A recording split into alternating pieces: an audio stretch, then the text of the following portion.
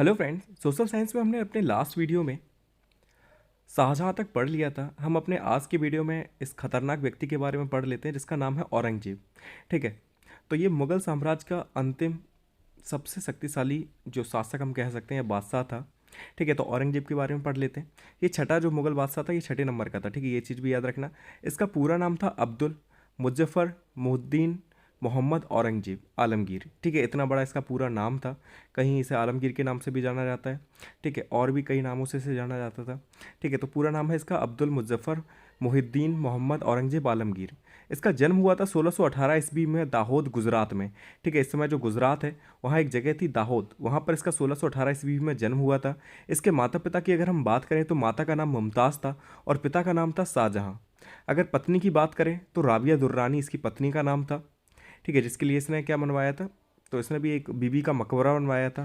ठीक है, तो इनकी पत्नी का नाम था राबिया दुर्रानी। अगर मृत्यु की बात करें तो इनकी मृत्यु हुई थी 1707 में। 90 वर्ष की एज में इनकी मृत्यु हुई थी। ठीक है, ये 90 साल का हो गया था तब इसकी मृत्यु हुई थी। शासन अवधि की बात करें तो 49 वर्ष इसने शासन किया। ठीक है, अकबर के बाद सबसे ज़्यादा शासन करने वाला औरंगजेब ही था, जिसका शासन का जो टाइम पीरियड है वो है 1658 ईस्वी से लेकर 1707 ईस्वी तक। ठीक है, इतने टाइम तक इसने शासन किया था, लगभग 49 वर्ष। निर्माण इसने किन किन चीज़ों का किया, तो बीबी का मकबरा इसने बनवाया, और दूसरा लाहौर की बादशाही जो मस्जिद है वो भी इसी ने बनवाई थी।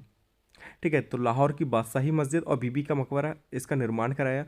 पूरा नाम इसका क्या था, तो अब्दुल मुजफ्फर मुहिद्दीन मोहम्मद औरंगजेब आलमगीर। ठीक है, कहीं कहीं इसे आलमगीर के नाम से भी जाना जाता है। ठीक है, और भी नामों से जाना जाता है।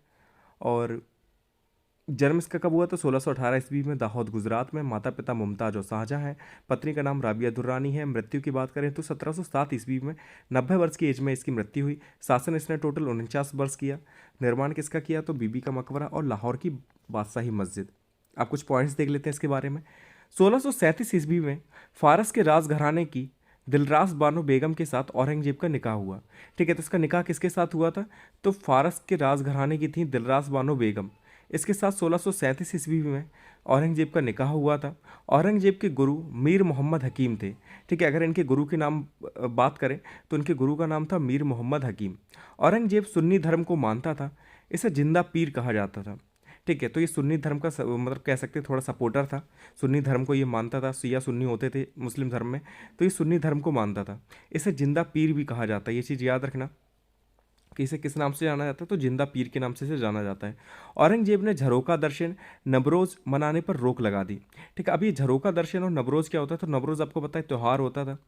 ठीक है, जो पारसी जो लोग होते हैं वो ये मानते हैं नवरोज़ त्यौहार वो मनाते थे, लेकिन बलबन ने इसकी शुरुआत की थी, लेकिन औरंगजेब ने इसे बंद करा दिया।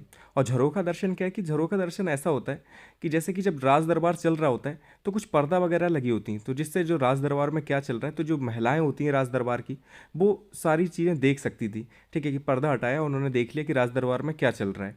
लेकिन इसने क्या किया, झरोखा दर्शन भी बंद करा दिया। ठीक है, अब महिलाएं कुछ नहीं देख सकती थी कि राज दरबार में क्या हो रहा है। तीसरा कि इस्लाम नहीं स्वीकार करने के कारण सिखों के 9वें गुरु तेग बहादुर सिंह की इसने हत्या करवा दी। ठीक है, तो जो इस्लाम स्वीकार नहीं किया था तेज बहादुर ने, इसलिए इसने क्या किया, सिखों के 9वें गुरु थे तेग बहादुर, इनकी हत्या करवा दी थी। अब पुरंदर की संधि के बारे में देख लेते हैं कि पुरंदर की संधि क्या है। तो जो पुरंदर की संधि है वो मुगल साम्राज्य के सेनापति राजपूत शासक जयसिंह प्रथम और मराठा छत्रपति शिवाजी महाराज के बीच 1665 ईस्वी को पुरंदर की संधि हुई। ठीक है, तो पुरंदर की संधि किसके बीच में हुई थी, तो औरंगजेब का जो सेनापति था वो एक राजपूत शासक था जिसका नाम था जयसिंह प्रथम, और मराठा छत्रपति शिवाजी महाराज, आपका नाम सुने ही होंगे इनका, इनके बीच में हुई थी पुरंदर की संधि। कब हुई, तो 1665 ईस्वी को हुई थी। 22 मई 1666 ईस्वी को आगरा के किले दीवाने आम में औरंगजेब के समक्ष शिवाजी उपस्थित हुए। यहाँ शिवाजी को कैद कर जयपुर भवन में रखा गया, जहाँ से वे भाग निकले। ठीक है, तो इन्होंने क्या किया था, शिवाजी जो थे छत्रपति शिवाजी, इनको इन्होंने कैद कर लिया था औरंगजेब ने, और कहाँ रखा था, तो जयपुर के भवन में इन्होंने रखा था। लेकिन हाँ, ये चोरी से भाग निकले थे। ठीक है, मतलब चकमा देके भाग निकले थे कि कोई टोकरी ओकरी में छिप के निकल गए कैसे भी। ठीक है, तो 22 मई 1666 को आगरा के किले दीवाने आम में औरंगजेब के समक्ष शिवाजी को उपस्थित किया गया, जहां इन्हें कैद कर लिया गया और जयपुर भवन में रखा गया, जहां ये क्या करे, चकमा देकर निकल गए थे वहां से। 1679 ईस्वी में औरंगजेब ने जजिया कर पुनः लागू कर दिया।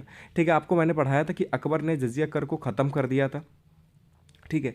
लेकिन औरंगजेब ने क्या किया, जजिया कर फिर से चालू कर दिया 1679 में। 1564 में करीब जजिया कर को समाप्त किया था अकबर ने, और 1679 में औरंगजेब ने जजिया कर फिर से लागू कर दिया। औरंगजेब ने कुरान को अपने शासन का आधार बनाया, ठीक है, कि कुरान के आधार पर ये शासन अपना चलाता था, तो कुरान को अपने शासन का आधार बनाया। इसने सिक्कों पर कलमा खुदवाना, भांग की खेती करना, गाना बजाना, झरोका दर्शन, तुलादान प्रथा आदि पर प्रतिबंध लगा दिया। और तुलादान प्रथा क्या होती है, तो तुलादान ऐसा होता था कि किसी खास दिन पर क्या करते थे, जो राजा वगैरह होते थे वो इंसान को तौलते थे, और जितना उसका वजन होता था उसके हिसाब से उसे सोना चांदी जो था वो गरीबों में बांट देते थे, ठीक है, या मतलब शायद खुद अपने आप को तौलते थे, और जितना उसका वजन निकलता था उतने हिसाब से वो सोना चांदी बांटते थे गरीबों में। लेकिन इसने तुलादान प्रथा भी बंद करा दी, झरोका दर्शन मैंने बताई दिया ये भी बंद करा दिया, गाना बजाना संगीत का जो आइटम चलता था राज दरबार में वो भी इसने बंद करा दिया, भांग की खेती पहले होती थी वो भी इसने बंद करा दी, कलमा खुदवाया जाता था सिक्कों पर वो भी इसने बंद करा दिया।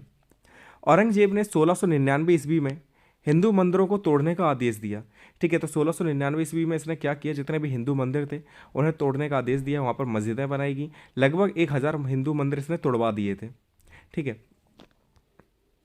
अब औरंगजेब के विरुद्ध हुए विद्रोह देख लेते हैं, ठीक है, कि इसके खिलाफ कौन कौन से विद्रोह हुए। अब ये ऐसा शासक ही था कि इसने सबसे दुश्मनी मोल ले ली।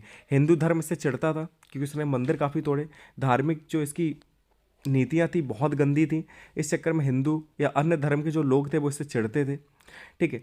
और भी इसने कुछ ऐसे कार्य करे जिसके कारण इसके खिलाफ हमेशा विद्रोह होते रहते थे, ठीक है। तो औरंगजेब के विरुद्ध कौन कौन से विद्रोह हुए, तो औरंगजेब के विरुद्ध हुए महत्वपूर्ण विद्रोह के पीछे का मुख्य कारण उसका राजस्व सिद्धांत और उसकी धार्मिक सहिष्णुता थी, ठीक है, कि धार्मिक रूप से ये चिढ़ता था, सिर्फ मुस्लिम धर्म को इंपॉर्टेंस देता था और किसी धर्म को ये नहीं मानता था, लोगों को जबरन धर्म परिवर्तन करवाता था, ठीक है। इसके कारण इसके लिए लोग इसके विरोध में रहते थे। तो एक जाट विद्रोह हुआ इसके लिए, सिख विद्रोह हुआ, सतनामी विद्रोह हुआ और राजपूत विद्रोह हुआ। सिख विद्रोह में तेग बहादुर सिंह को इसने मार दिया तो सिख विद्रोह हुआ था, ठीक है। तो जाट विद्रोह हुआ, सिख विद्रोह हुआ, सतनामी विद्रोह और राजपूत विद्रोह, ये 4 महत्वपूर्ण विद्रोह थे जो औरंगजेब के विरुद्ध हुए थे। तो औरंगजेब के बारे में इतना ही है, आप इतने पॉइंट्स लिख सकते हैं औरंगजेब के बारे में। अब हम पढ़ेंगे मुगल वंश का पतन, कि अब मुगल वंश का पतन कैसे हुआ, ठीक है। औरंगजेब की मृत्यु के बाद मुगल साम्राज्य का तेजी से पतन हुआ। मुगल दरबारों के बीच आपसी झगड़ों और षड्यंत्रों का अड्डा बन गया, ठीक है। जो मुगल दरबार था वो आपसी झगड़ों और षड्यंत्रों का अड्डा बन गया था। औरंगजेब की मृत्यु के बाद कोई भी इतना शक्तिशाली शासक नहीं हुआ मुगल साम्राज्य में जो अपने साम्राज्य का विस्तार कर सके, उसे आगे बढ़ा सके, ठीक है। तो औरंगजेब की जैसी मृत्यु हुई तो मुगल साम्राज्य का जो पतन है वो तेजी से होने लग गया। फिर पॉइंट है कि अकबर द्वितीय का पुत्र बहादुर शाह जफर द्वितीय मुगल साम्राज्य का अंतिम मुगल सम्राट था, ठीक है। बहादुर शाह जफर का नाम आपने सुना होगा जब आप अंग्रेजों के बारे में पढ़े होंगे। तो अकबर द्वितीय का ये पुत्र थे बहादुर शाह जफर द्वितीय, और मुगल साम्राज्य के अंतिम सम्राट थे, ठीक है, अंतिम मुगल सम्राट थे। 1857 ईस्वी के विद्रोह में वह विद्रोही नेता घोषित किया गया। मतलब 1857 में विद्रोह में जो विद्रोही थे, मतलब कि हमारे जो इंडियंस थे, ठीक है, तो उनका नेता इन्हें घोषित किया गया था। अतः अंग्रेजों ने उसे बंदी बनाकर रंगून निर्वासित कर दिया, जहां 1862 ईस्वी में अंतिम मुगल बादशाह की मृत्यु हो गई, ठीक है। जब इसे नेता बना दिया गया तो अंग्रेजों ने देखा कि इसे नेता बना दिया, ये लोगों को इकट्ठा कर सकता है क्योंकि राजा है, मुगल शासक है, तो इसके सपोर्ट में सभी आ गए।